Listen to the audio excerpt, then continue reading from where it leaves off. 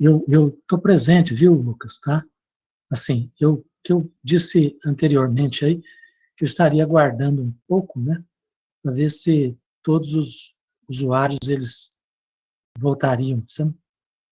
Mas, assim, são 46 já presentes, eu acho que eu posso continuar, ok? Bom, eu estava falando aí para vocês a respeito da primeira das reações da glicólise, né? E que essa primeira reação, ela é um ponto de regulação de toda a glicólise. Um dos 3 pontos, né? Há 3 reações da glicólise que são reações de natureza regulatória. E essa regulação, ela ocorre através aí do alosterismo, né? Para as hexoquinases 1, 2 e 3, o produto da reação, a glicose 6-fosfato, é um modulador alostérico negativo. Tá? A enzima, então, as isoenzimas hexoquinase 1, 2 e 3, se elas estiverem na presença de glicose 6-fosfato, a glicose 6-fosfato vai deslocar a curva para a direita, inibindo alostericamente a enzima. Tá? Diferentemente, né, a glicoquinase, ou hexoquinase 4, né, ela não é modulada dessa maneira. Ela é modulada de 2 formas diferentes. Uma delas é o fato de que a concentração de hexoquinase numa célula, hexoquinase 4 de glicoquinase, é modulada por ação da insulina. Quando a glicemia se eleva após uma refeição rica em carboidratos, a insulina ela é secretada, né, pelo sistema lá pancreático sensor aí de insulina, como a gente viu, e a insulina, então, vai aumentar a produção de glicoquinase ou de hexoquinase 4 lá no hepatócito. Então, esse é um jeito pelo qual a glicoquinase ela é regulada. Mas ela é regulada também de outra maneira. Tá? A glicoquinase ou hexoquinase 4, ela existe no citossol e no núcleo. No núcleo, ela é ligada, sequestrada por uma proteína regulatória, tá? E essa ação dessa proteína regulatória é modulada pela concentração de glicose e de frutose 6-fosfato. Quando a concentração de glicose se eleva no citossol do hepatócito, tá? Você tem um desligamento dessa proteína regulatória e isso favorece, então, a manutenção da glicoquinase no citossol. Por outro lado, quando a concentração de um dos produtos da glicólise, a frutose 6-fosfato, se eleva, né, no citossol, essa proteína regulatória é ativada. E, ao ser ativada, ela se liga e sequestra, desloca o equilíbrio aí, existente entre hexoquinase citossólica e hexoquinase nuclear. E a hexoquinase, então, ela vai tender a estar presente no núcleo da célula, de tal maneira que eu vou ter menos hexoquinase no citossol. Então, isso constitui aí um mecanismo de natureza regulatória da hexoquinase 4 ou glicoquinase. Viu, Ana Júlia? Ana Júlia havia feito uma pergunta nesse sentido, tá? Eu espero que vocês tenham entendido, tá? Então, essa discussão que eu fiz, ela atende aí a essa questão 3 aí, daquela atividade assíncrona que eu preparei para vocês aí antes do recesso aí de janeiro, tá? No segundo passo aí das reações da glicólise, a gente tem a conversão da glicose 6-fosfato em frutose 6-fosfato. A glicose e a frutose são expressas pela mesma fórmula molecular, tá? De tal forma que nós temos aí um caso de isomeria. São isômeros estruturais de função. Então, a conversão da glicose 6-fosfato em frutose 6-fosfato é feita por uma isomerase, Tá? Então, essa enzima é chamada aí de fosfoexose isomerase.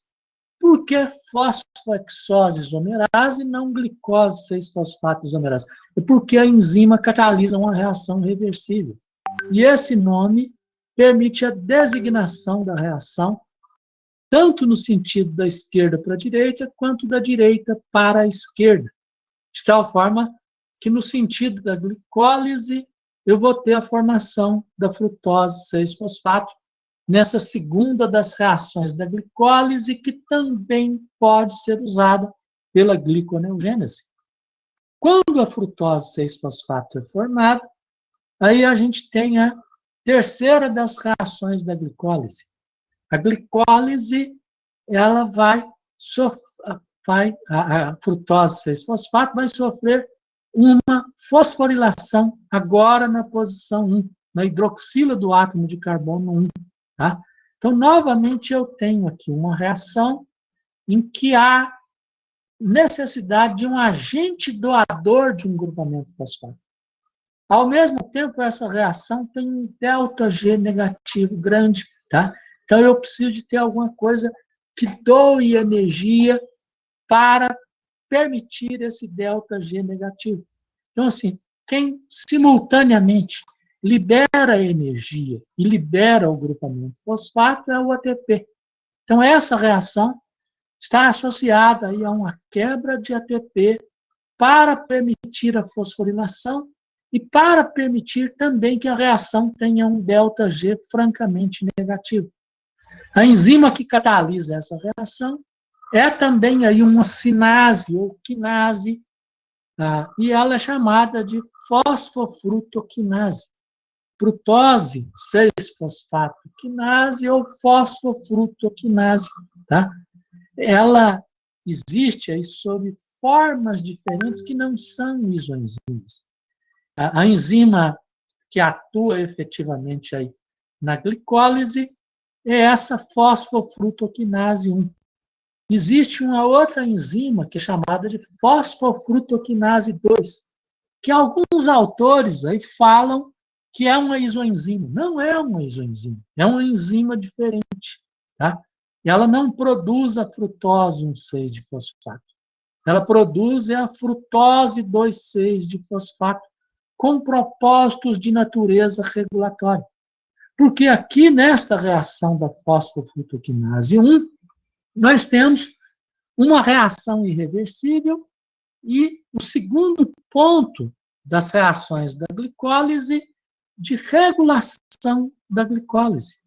Então, a ação da fosfofrutoquinase 1 constitui o segundo ponto regulatório dessas reações. Tá? A Lavínia está perguntando qual que é o papel aí do íon magnésio. Tá? Então, eu havia até falado antes, viu, Lavínia? Tá? Que quase todas as reações aí da glicólise, elas têm uma necessidade aí de utilização do íon magnésio.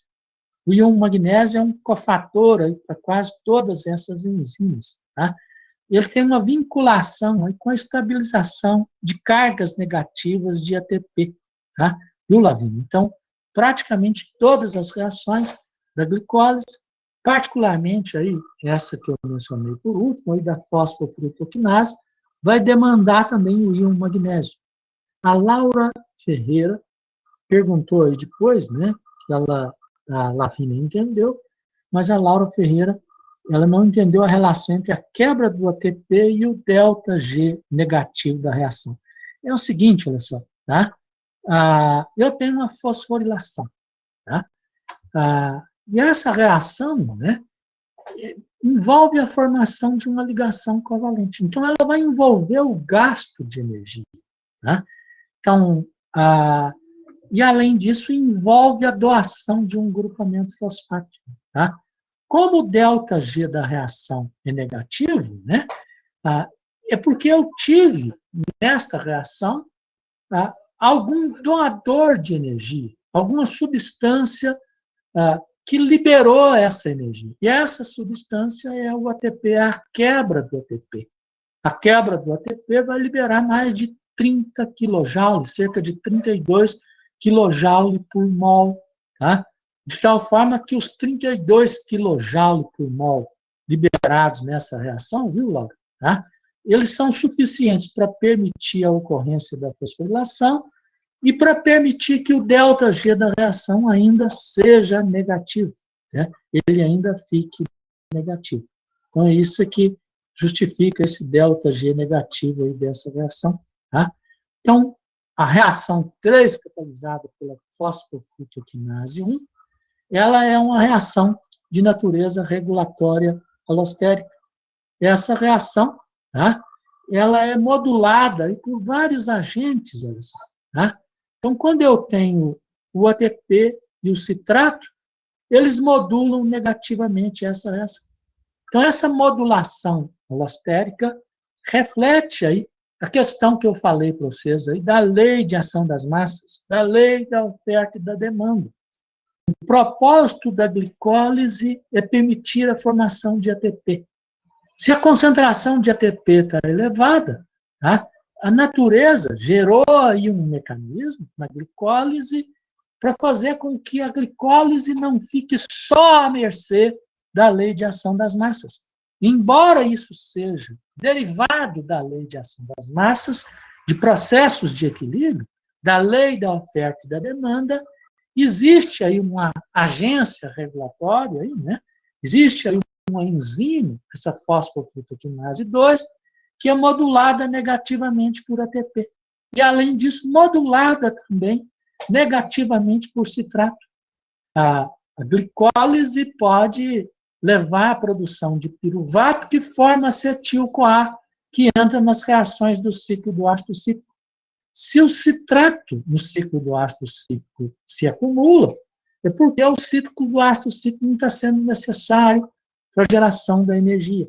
De tal forma que isso vai desligar também aí a degradação de glicose.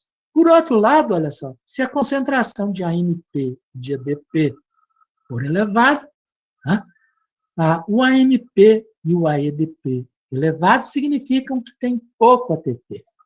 Isso está associado a uma ativação da fosfofrutoquinase 1. Então, a fosfofrutoquinase 1 vai ser ativada de tal maneira que a gente vai ter, então, a produção aí da frutose com 6 de fosfato e a sequência das reações da glicólise. Tá? Além disso, olha só, eu tenho uma outra modulação alostérica. A Letícia Guimarães está perguntando, né, está pedindo para repetir aí por que tem um segundo ponto alostérico. Tá? Assim, a natureza, né, o nosso organismo, ele é cheio aí desses processos aí, né? Algumas pessoas costumam dizer que isso são sistemas redundantes aí, né? São regulações aí redundantes, né? Mas elas não são redundantes, elas são, na realidade, complementares, tá? Porque a glicólise, a gente vai ver, que ela não atende só à produção de piruvato, ela está associada também a outros processos.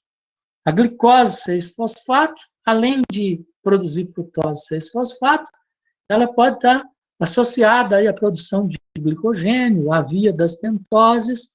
Tá? Então, aquela reação regulatória inicial ali da hexoquinase, ela está permitindo regular não só a glicólise em si, mas também essas outras vias de natureza metabólica. A existência desse segundo ponto regulatório aí da fosfofrutoquinase já configura uma regulação mais propriamente falando aí da glicólise, né? Porque já passou do ponto em que a glicólise tem reações incomuns aí com várias outras vias metabólicas. Mas a gente vai ter outros processos comuns também após a produção da frutose 1,6 de fosfato, de tal maneira que é interessante ter também mais esse ponto regulatório aí nesse sentido. Tá? Entendeu isso aí, Letícia Guimarães? A sua pergunta bastante pertinente aí, assim, por que, né, se não precisaria ter só um aí, né? a gente tem vários pontos regulatórios. É porque, assim, quando eu estou falando só da glicólise aqui, fica parecendo que a glicólise ela, é só ela, entendeu? Mas, assim, no metabolismo a gente tem a associação com várias outras vias metabólicas, inclusive, assim, essa questão regulatória para a natureza, ela é tão séria e tão importante, que a natureza, ela gerou aí uma outra enzima que é chamada de fosfofrutoquinase 2. Essa fosfofrutoquinase 2 produz, em vez de frutose 1,6 de fosfato, produz frutose 2,6 de fosfato.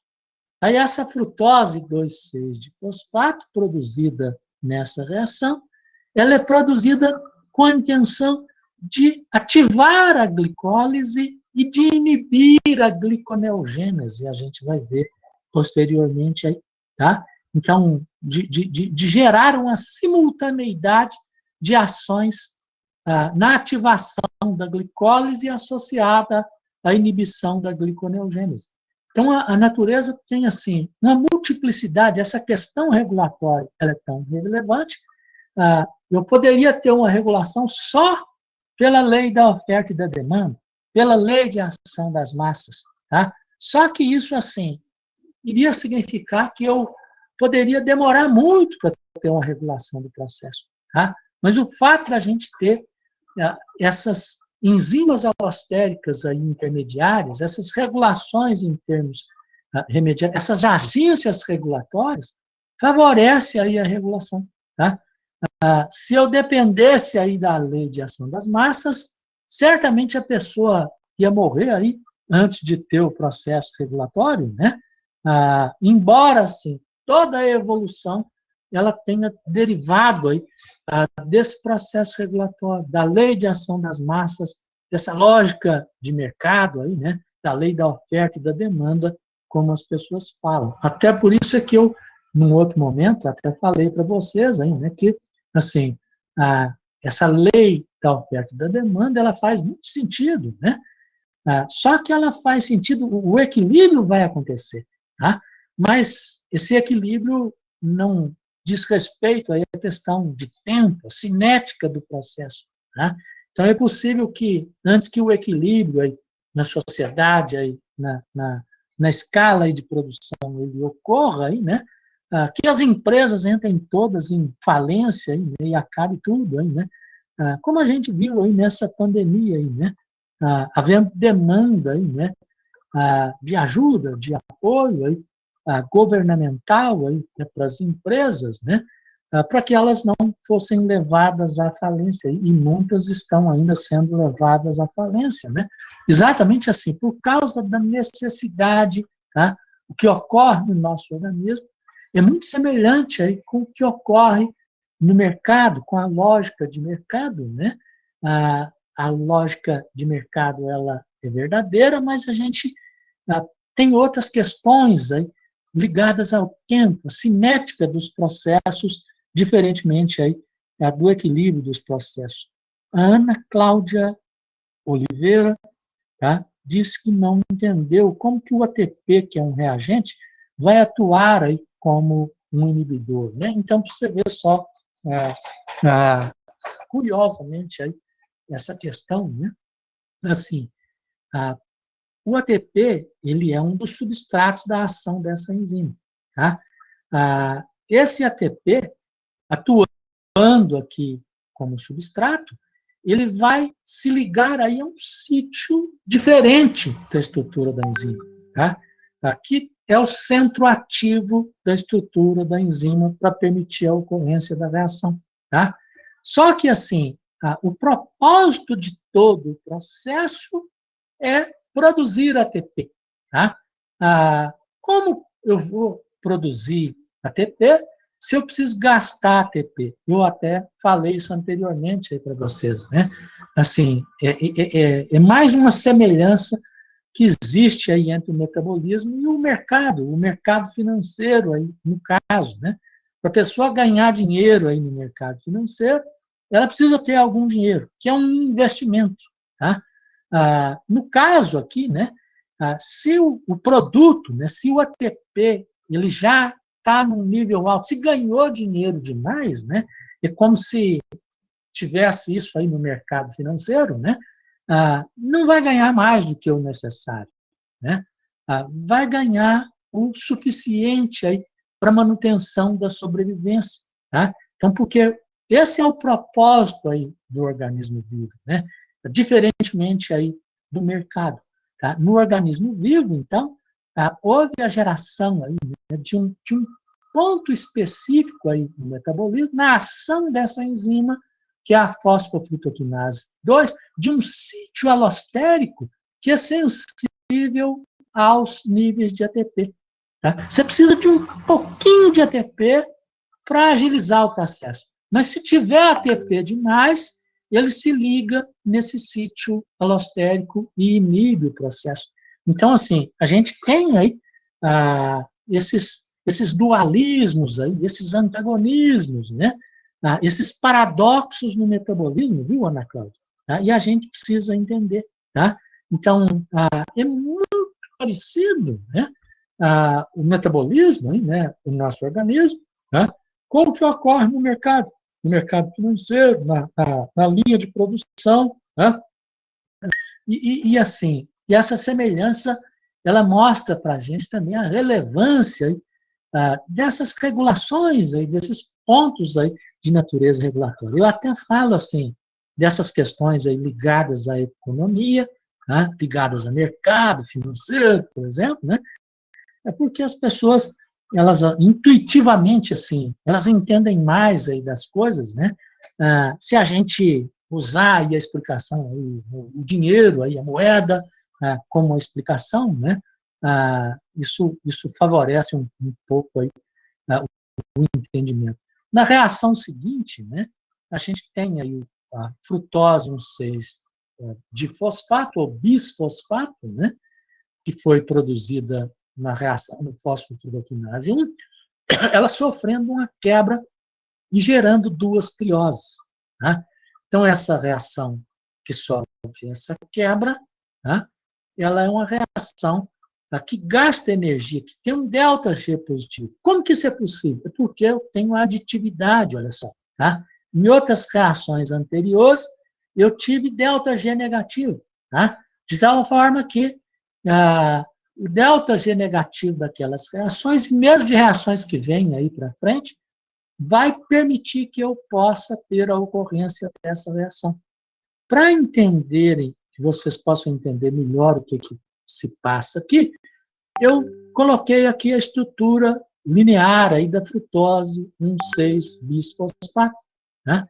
Então, essa estrutura, olha só, os 3 primeiros átomos de carbono vão constituir aqui a dihidroxiacetona fosfato. E os 3 últimos átomos de carbono vão constituir o gliceraldeído 3-fosfato. Tá?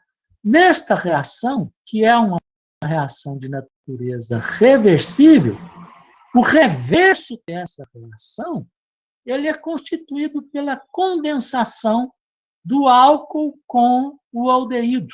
Tá? Em química orgânica, a condensação de um álcool com um aldeído é chamada de condensação aldólica. De tal forma que essa função aqui que é gerada, ela é uma função diol-vicinal, tá? Que nesse caso específico é chamada aí, de aldol com A, não é o aldol com H, tá? Que é um medicamento que contém a droga haloperidol, que é outra coisa diferente. Tá? Então, assim, esse aldol ao que eu me refiro aqui, esse diol vicinal. Tá? Então, por que eu estou falando isso aí? Para justificar o nome da enzima. A enzima que catalisa essa reação é a enzima que quebra a função aldol, por isso ela é chamada de aldolase. Tá? Exatamente porque ela quebrou essa ligação aldol. E por que isso aqui é chamado aldol? Porque é proveniente, no reverso do processo, de uma reação que é chamada de condensação aldólica. Condensação de aldeído com álcool. Aldo de aldeído, ol de álcool. Né? Então, gera a função aldol, e a enzima aldolase, na glicólise, quebra essa ligação aldol, né? E na gliconeogênese vai promover a condensação aldólica. Então, essa foi a quarta das 10 reações da glicólise. E logo a gente tem a quinta, em que a dihidroxiacetona fosfato formada vai levar à formação do gliceraldeído 3-fosfato, que é o outro produto, pessoal. Então, esse aqui pode ser convertido nesse. Tá? Então, essa reação é uma reação também de isomerização. A dihidroxiacetona e o gliceraldeído, assim como a dihidroxiacetona fosfato e o gliceraldeído 3-fosfato, são isômeros estruturais de função. Tá? Então, a interconversão entre eles vai ser catalisada por uma enzima que é uma isomerase. Como a gente tem a reação reversível, o nome triose fosfato isomerase atende à designação da enzima, tanto da esquerda para a direita, no sentido da glicólise, quanto da direita para a esquerda, no sentido da gliconeogênese. Tá? No sentido da glicólise, é importante destacar que, a partir desse ponto, então, a gente vai ter duas moléculas de gliceraldeído 3-fosfato, porque ele é que é usado nas demais reações da glicólise. Tá? Então, uma vez que eu formei aí o gliceraldeído 3-fosfato, eu tenho duas reações de gliceraldeído 3-fosfato. Reação com duas moléculas de gliceraldeído 3-fosfato, ou 2 mol de gliceraldeído 3-fosfato, associada a 1 mol de glicose. O que ocorre nessa reação? Olha só, eu tenho aqui um aldeído. E aqui eu tenho uma função, olha só, que no total é uma função que é anidrido mista, que é a junção de ácido carboxílico com ácido fosfórico, que vai formar essa função aqui que é chamada de anidrido em química orgânica. Né? Então, para formar o anidrido, eu preciso de ter uma carboxila, um grupamento carboxilato. Então, eu tive aqui na reação uma oxidação de aldeído para ácido carboxílico e uma oxidação por desidrogenação. Se eu tive uma oxidação por desidrogenação, a enzima é uma oxirredutase da subclasse das desidrogenases, razão pela qual ela é chamada de gliceraldeído 3-fosfato desidrogenase. Tá? E como uma desidrogenase, ela requer a ação de uma coenzima de oxirredução. E a coenzima de oxirredução usada aqui é o NAD. Olha só, o NAD vai ganhar esse átomo de hidrogênio e vai formar o NADH mais H+. A hidroxila do fosfato, quando se liga a esse átomo de carbono, libera esse próton. E eu vou ter a liberação, então, de NADH mais H+. Quando eu tenho o envolvimento de NAD numa reação, sempre eu vou formar esse par aqui, NADH mais H+, tá? E eu tenho, então, a geração nessa reação desse 1,3 bisfosfoglicerato ou difosfoglicerato. Tá? Então, essa foi a sexta das 10 reações da glicose. E logo em seguida, olha só, esse 1,3 bisfosfoglicerato vai sofrer um processo de quebra desta ligação anidrido mista. Então, a quebra dessa ligação anidrido mista libera aqui a carboxila do composto. E essa carboxila, olha só, essa carga negativa, ela é estabilizada por ressonância. Tá? Então, ela pode migrar para cá e a ligação dupla ficar aqui. Então, esse 3-fosfoglicerato é um produto estável. Tá? No caso aqui do 1,3 de fosfoglicerato, eu tenho repulsões de cargas negativas instabilizando a molécula, e aqui eu não tenho essas repulsões. Tá? Então, ela é mais estável por não ter as repulsões, e é mais estável por a gente ter aqui essa ressonância nessa porção da estrutura. Então, se esse produto ele é estável, olha só, a concentração do produto é maior do que a concentração do substrato, a QEC tem um valor alto, tá? O que significa que a reação ela libera bastante energia. E se libera bastante energia, tá? O que a natureza faria? Com muita energia liberada, junto com a liberação de um grupamento fosfato. Ora, se o propósito é produzir ATP, vai então fazer a fosforilação de um ADP, tá? De tal maneira que a gente forma a partir do ADP também um ATP nessa sétima das 10 reações da glicólise. Essa reação é catalisada também por uma quinase, que é chamada aí de fosfoglicerato quinase. Como a enzima catalisa uma reação reversível, esse nome fosfoglicerato quinase atende aí a reação, a designação tanto da esquerda para a direita, quanto da direita para a esquerda, né? De tal forma que a gente tem, então, os dois processos aí ocorrendo, e no caso da glicólise, a ocorrência, então, do processo da esquerda para a direita, né, com a produção aí de ATP. Vão ser 2 ATPs por mol lá de glicose que entrou aí nessa reação. Uma vez formado esse 3-fosfoglicerato, aí vai ter uma enzima, olha só, que vai migrar esse fosfato da posição 3 para a posição 2.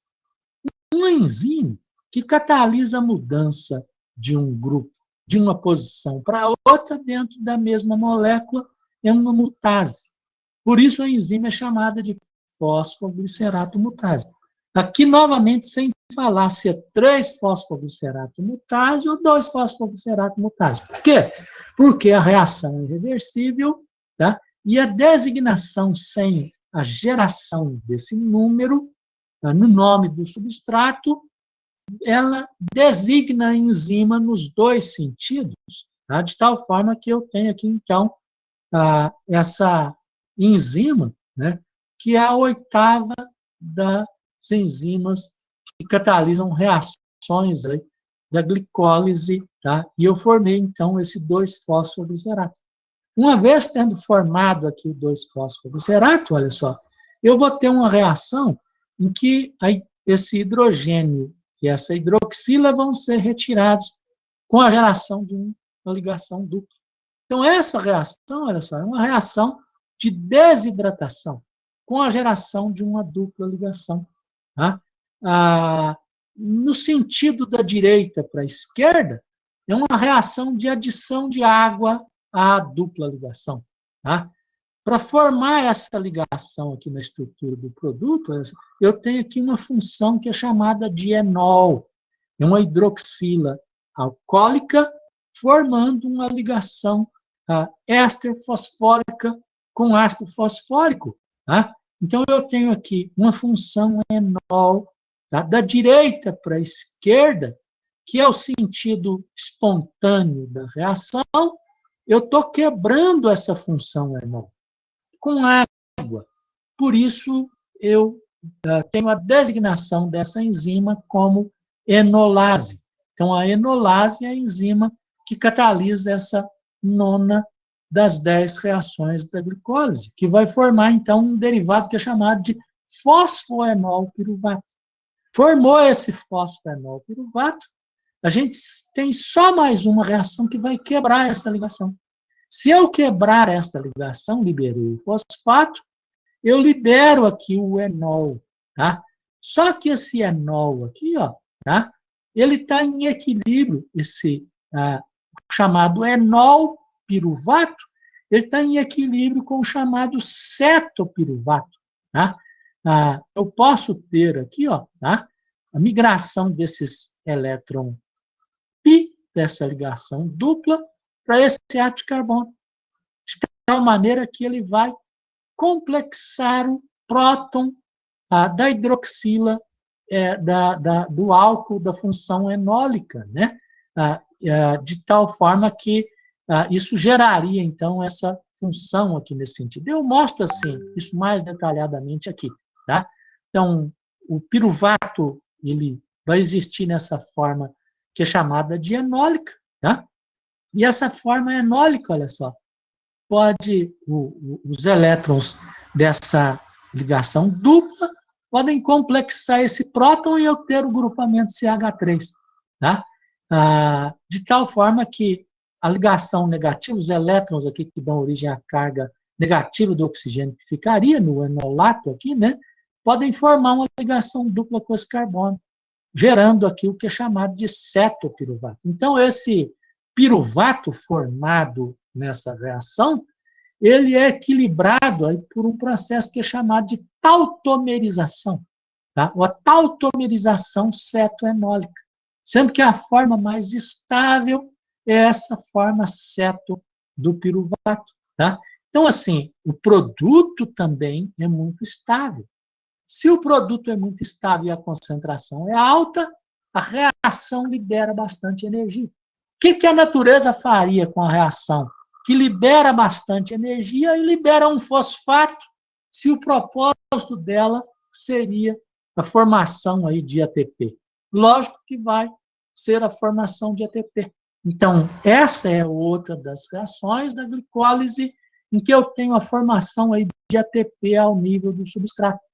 Como eu vou ter 2-fosfoenol piruvato, né, eu vou poder formar nessa reação 2 moléculas de ATP, ou 2 mol de ATP por mol de glicose que entrou nas reações da glicose. A enzima que catalisa a reação, tá, ela faz aí uma transferência de fosfato, né? Ela é chamada aí de piruvato quinase, né? A rigor deveria ser fosfenol piruvato quinase, mas ela foi designada aí de piruvato quinase, né? E a gente tem essa designação aí nesse sentido. A reação libera tanta energia que o ΔG, olha só, é de menos 31,4. Quase ia dar para formar aí mais ATPs, aí mais 2 ATPs. Mas assim, não vai formar, obviamente, né? Porque o propósito aí da liberação de energia não é só a formação de ATP, eu preciso ter também o sentido espontâneo da reação, né, para que a gente possa ter espontaneidade aí nesse processo, tá? Então, essas reações que eu mostrei aí para vocês são as reações da glicólise. E essa 10ª reação, catalisada aí pela piruvato quinase, constitui um terceiro ponto de regulação da glicólise. Esse terceiro ponto de regulação, né, ele é bastante interessante, olha só. Tá? Então, aqui, a piruvato quinase, ela novamente aqui, olha só, tá? Ela é inibida por ATP. Então, aquela mesma questão anterior, ó, se o propósito de tudo é produzir ATP, para que eu vou ter a enzima ativa? Então, ela é inibida. Tá?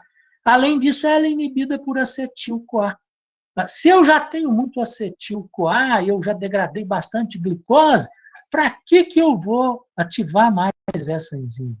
E do mesmo jeito aqui eu tenho a inibição por ácidos graxos de cadeia longa. Tá? Então, esses ácidos graxos de cadeia longa inibem essa enzima. Ou seja, assim, diante de uma situação de utilização da glicose ou utilização do ácido graxo para o uso como fonte de energia, né?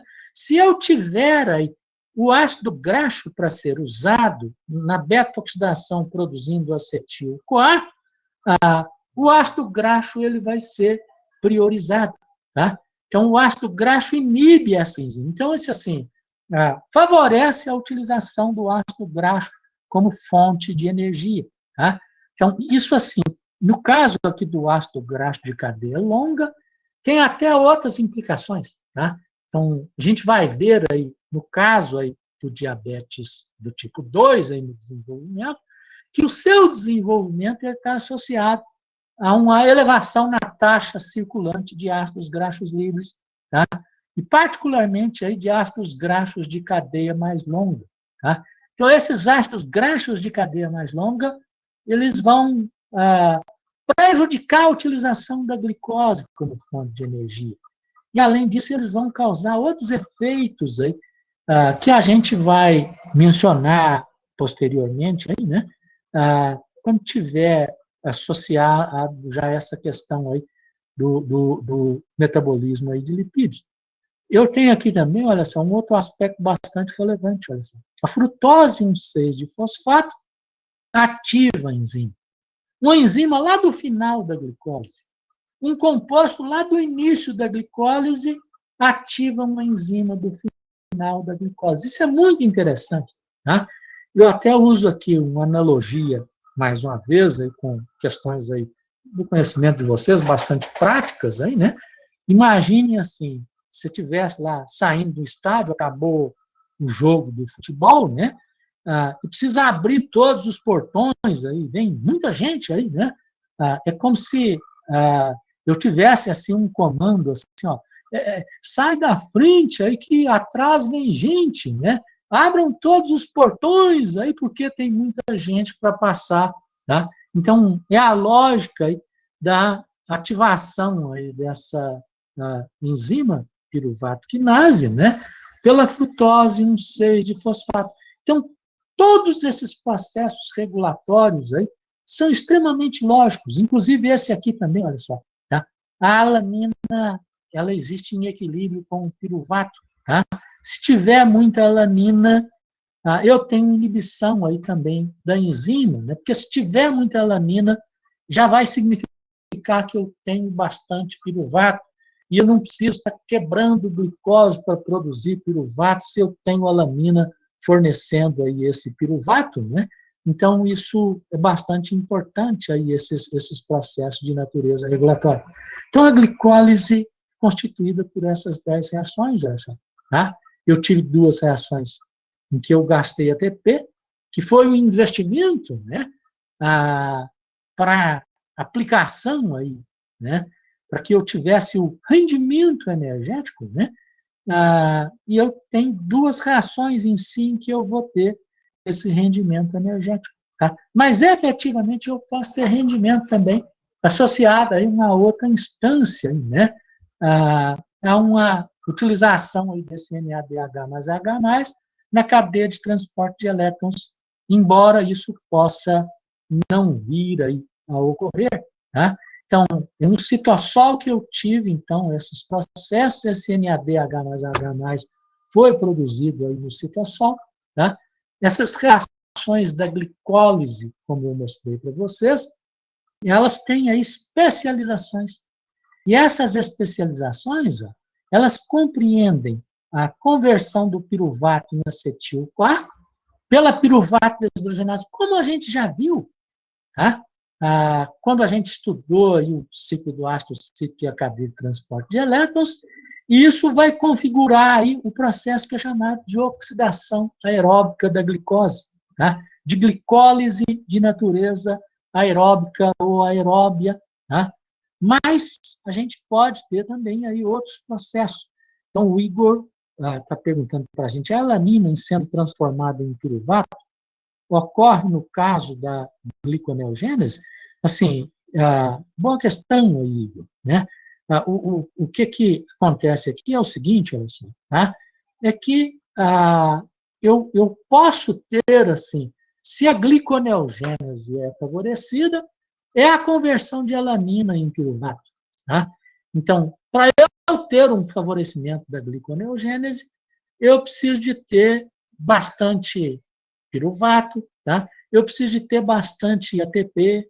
O ATP vai inibir a piruvato deshidrogenase, tá? Então, o piruvato vai poder ser usado aí nas reações da gliconeogênese, tá? Então, é por isso que uma alimentação rica em proteínas, né? Se eu tiver mais proteose, se eu tiver mais aminoácidos, se eu tiver mais alanina, por exemplo, né? A alanina vai estar favorecendo aí a gliconeogênese. É claro que isso está associado aí a locais diferentes aí, né? Ela no fígado que a gente vai ter essa gliconeogênese acontecendo aí nesse sentido. Eu respondi a sua pergunta aí, Igor. Acredito que tenha respondido. Se não respondi, você pode me questionar de novo aí, né? Que a gente faz aí os esclarecimentos aí que forem necessários aí nesse sentido. Então, assim, eu tenho a glicólise aeróbia. No nosso organismo, eu posso ter também a glicólise anaeróbia, em que o piruvato vai formar lactato. Tá? O Langer mostra essa figura aqui, ó, tá? Quando ele discute essa questão, né? E mostrando também aqui a conversão do piruvato em acetaldeído em álcool etílico, né? No que é chamado aí de fermentação alcoólica, né? E assim, ele fala de tudo isso assim com uma tranquilidade, e às vezes a pessoa não lendo tudo com atenção devida, vai acreditar que isso ocorre aí no nosso organismo. Tá? Então, essa fermentação alcoólica é uma prerrogativa aí de leveduras. Aí, né? Nós vamos fazer a glicólise aeróbia e nós vamos fazer a fermentação láctica no nosso organismo, não essa fermentação alcoólica. Isso é até importante aí, né? Vocês aí que estão com uma situação, problema aí no momento aí, de álcool, de etanol, né? Então, isso tem relevância aí nesse sentido. Então, no caso aí da modalidade aeróbia da glicólise, eu tenho no citossol as reações da glicólise e eu vou ter o processo mitocondrial, olha só, o piruvato formado, ele vai ser transportado aí, né, para mitocôndria, né? Então, ele pode usar a energia do gradiente protônico transmembrano, porque o piruvato, olha, tem uma carga negativa que não favoreceria o transporte. Ele passa pela membrana externa, e no espaço intermembranar, né, com aquela quantidade grande de prótons, né, um dos propósitos desse gradiente protônico transmembrano é também permitir aí processo de transporte, favorecendo, por exemplo, tá, a formação aí de ácido pirúvico, e o ácido pirúvico indo lá para matriz mitocondrial. Isso não é um processo de desacoplamento, tá? Ou se há um desacoplamento, é um desacoplamento assim, fisiológico, né? Está planejado aí para ocorrer, né? É diferente lá da situação do DNP, né? Como a gente viu anteriormente. Mas uma vez que esse piruvato, então, esteja na mitocôndria, ele vai sofrer a reação da piruvato deshidrogenase, formando aí o acetil-CoA, e o acetil-CoA é usado nas reações do ciclo ácido cíclico, está acoplado à cadeia de transporte de elétrons, como a gente viu. Só que a gente aqui tem um problema aqui, ó, tá? Para eu contabilizar isso aqui na cadeia de transporte de elétrons, eu preciso ter o transporte disso para a mitocôndria. Só que esse NADH mais H+, não é pequenininho igual o piruvato, tá? É nicotinamida adenina dinucleotídeo. É um nucleotídeo duplo da nicotinamida e da adenina. Então, ele não é transportado para a matriz mitocondrial, tá?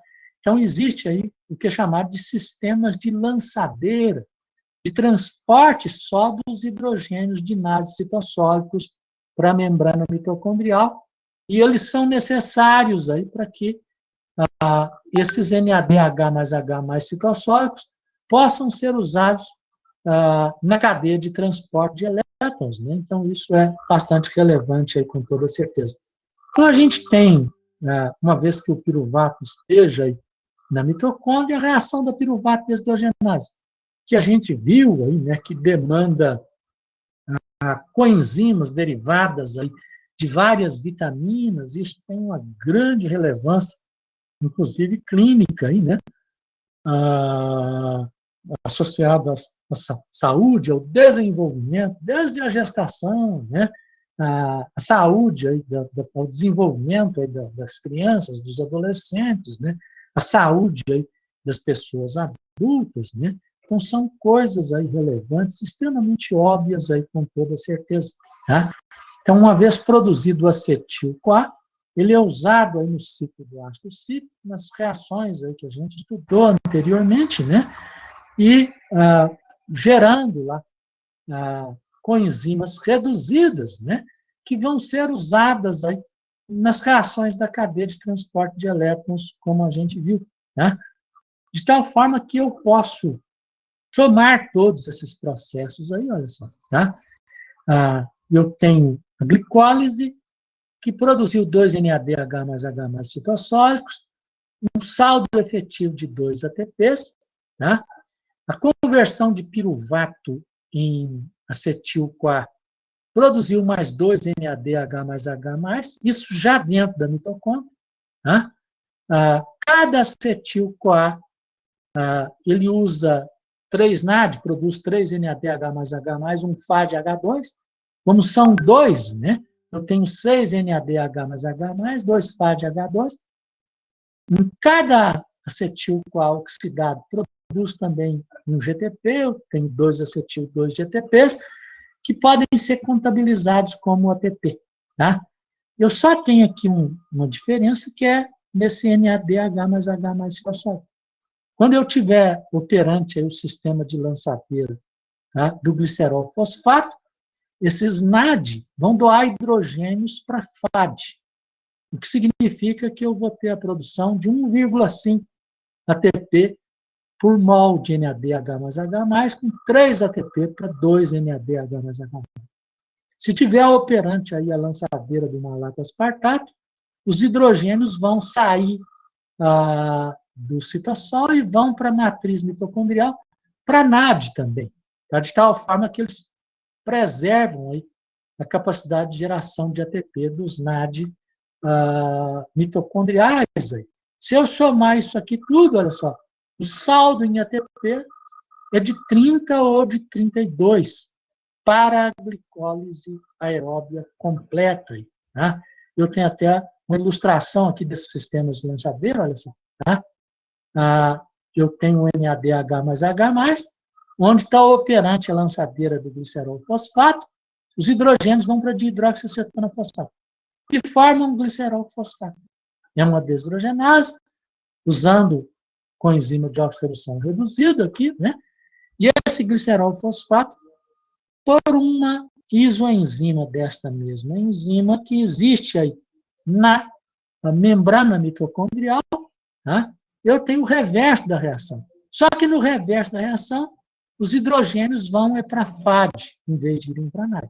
Indo para FAD, eu vou ter a produção de menos ATP, aí, como ocorre com o FAD.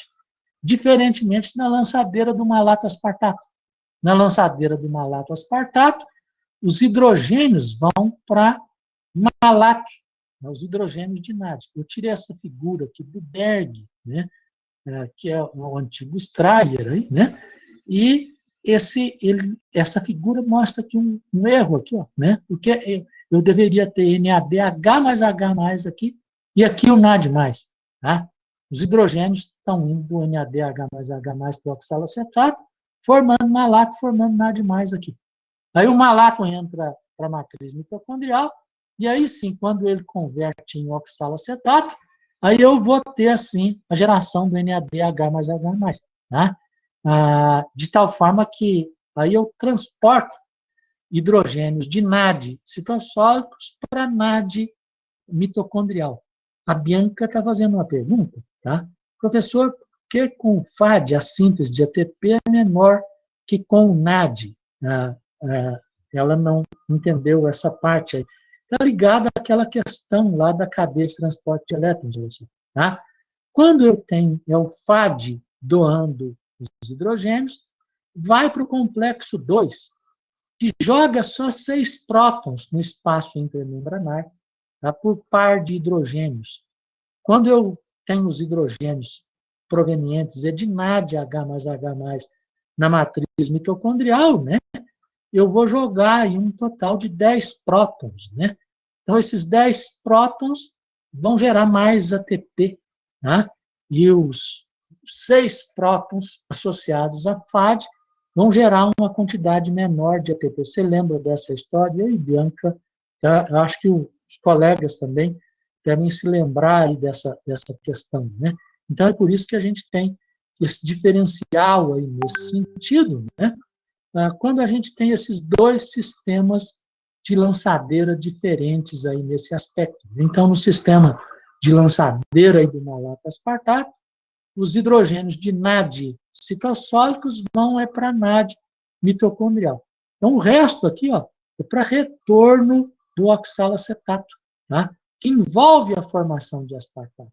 Por isso que o sistema é chamado de lançadeira do malato aspartato. Joga malato na matriz mitocondrial e consumindo oxalacetato. E o oxalacetato retorna, né, pela formação de aspartato na matriz mitocondrial a partir do oxalacetato gerado em função aí da oxidação de malato, né? E esse aspartato, então, é que vai permitir o retorno aí do oxalacetato. Tá? Então, é uma questão aí, que justifica aí esse sistema de lançador. Então, esse foi a glicólise de natureza aeróbia, né? Que se a gente considerar aí, né, esse rendimento, vai ter esse rendimento, então, de 30 ou 32 ATPs aí nesse sentido. O outro processo, então, é o processo aí da glicólise anaeróbia, né, no nosso organismo, da fermentação láctica. Aí eu vou deixar para falar dele, então, no sábado, tá ok? Então, como eu disse aí no início da aula, né, o fato de eu ter usado uma aula lá em dezembro, síncrona, para fazer a revisão, e de que eu vou usar a segunda-feira, num horário de aula síncrona também, para fazer a revisão, significa que eu preciso, assim, de gerar outros horários síncronos aí. Então, excepcionalmente aí, nessa semana, né, e na próxima semana, os horários aí de sábado, né, eles serão de atividades síncronas. Então, eu vou, assim, usar esse horário de sábado, como eu disse anteriormente aí para vocês, como atividade síncrona, né? E eu vou, assim, ficando, então, por aqui, né? Espero que vocês tenham entendido aí, né? Peço desculpa aí pelos contratempos aí gerados, espero que vocês tenham me entendido aí com facilidade, né? E no sábado, então, a gente retorna aí. Bom dia aí para todos vocês, viu? Tá?